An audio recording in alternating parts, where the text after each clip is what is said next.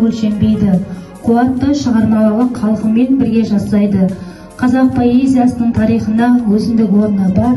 Сондай дарынның ақынның бірі Ізтай Мәмбетов биыл Ізағаның туғанына 95 жыл. Бөйтсе ауылдық мәдениет үйі және ауылдық кітапханасының ұйымдастыруымен қазақтың лирикалық эпик ақыны, журналист, аудармашы Ізтай Мәмбетовтың туғанына 95 жыл толуына орай Табанталдан шыққан талант атты әдеби сазды кешімізді тамашалауыңызға ұсынамыз. Ассаламағалейкум, құрметті Instagram барша қосылып жатқан көрермендер. Қазақ поэзиясындағы көрнекті есімдердің бірі айқатты ақын Ізтай Мәмбетовтің 95 жылдық мерейтойына құттықтаймын. Ізтай Мәмбетов көп қырлы тұлға, сондықтан ақынның өмір жолы, шығармашылығындағы көркемдік қуаты өзінше бір белес. 1952-1956 жылдары әдебиет және искусство журналы поэзия бөлімінің меңгерушісі. 1956 жылы Ақтөбеге келіп, 9 айдың облыстық газетінен кейін республикалық қазақ әдебиеті газеті жұлдыз журналдарына қызмет жасады. Қазақ СССР министрлер кеңесінің республикалық радио хабары және теледидар жөнінде комитетінде жұмыс жасады. Жібек салам гүл түрі, кейде атойлап жатқандай атыраудың күркірі.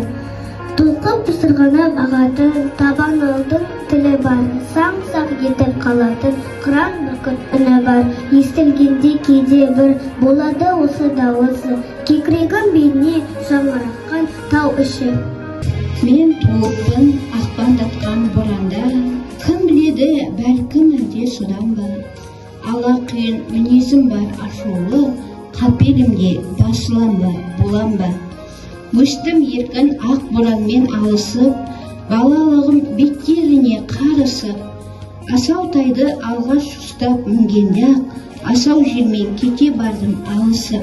Таңы, аққу қыздары, мен туылыппын ақпандатқан боранды, тағы басқа туындылары, өлеңдері асыл мұраға айналды.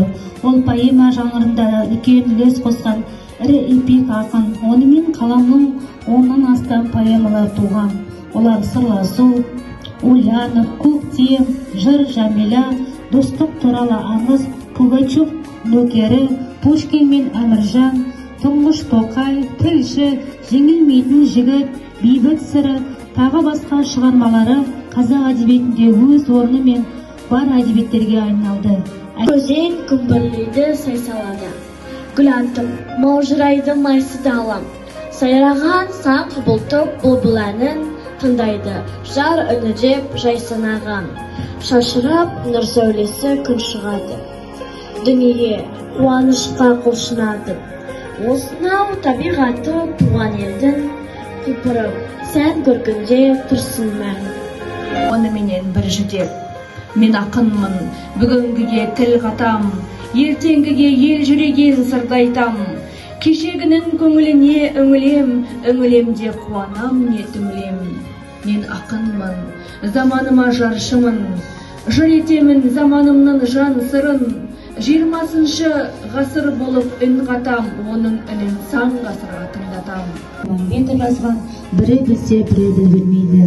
Әннің шығу тарихы және Ізтай мен Шәмші арасында достық қарым-қатынасты пайда болуы себептері жайында Шәмшінің мына әңгімесінен біле аласыз.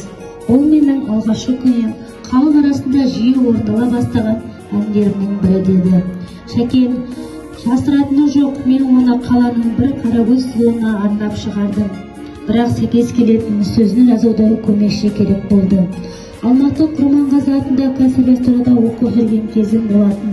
Көмекке келген осында бір оқитын Бәдеш деген әнші жігітпен танып, оқытын ақындардың бас қосатын кезі болды.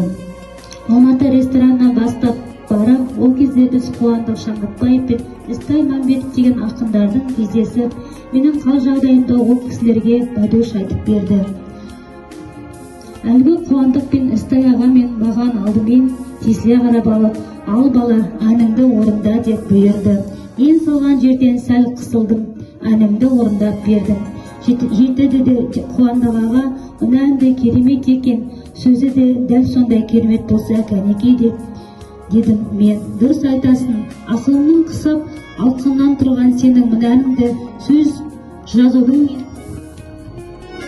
қуандық аға қабатында отырған істайдың иығына қысып қойып, мен де істаяға жақындай түсіп, өлең нағыз қаланың қыздарына арналған болуы тиіс. Себебі мен бүгіннен бастап Алматының қыздарына ғашықпын дедім де Ізай ағаның бетінен сүйіп алдым. Біз сол күннен бастап Майдештің арқасында Істай Мәмбетовпен дос болып кетті. Ән Қаракөз орындайтын жеткерге толкен.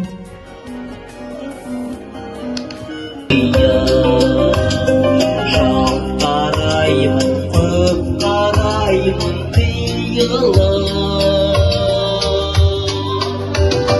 күлімдеген қара көзден сүзіле жаутаңдатпау ізіне. Істай Мәмбетовтің шығармашылығын тақырыбында кандидаттық диссертация қорғап, филология ғылымының кандидатын атағын алды. 1991 жылы Алға қаласында бұрынғы Калинин көшесінде және 2006 жылы Алғадағы балалар кітапханасына ақын есімі берілді. Өзі туған ақпанның ақ бұрқағындай асау жырлары елмен бірге жасай берері сөзсіз. Осымен әдеби сазды кешімізді аяқтай отырып, әрі қарай ауылдық кітапханада Істай Мәмбетов дара ақын атты кітап көрмесімен жалғасады. Келесі кездескенше аман сау болыңыздар.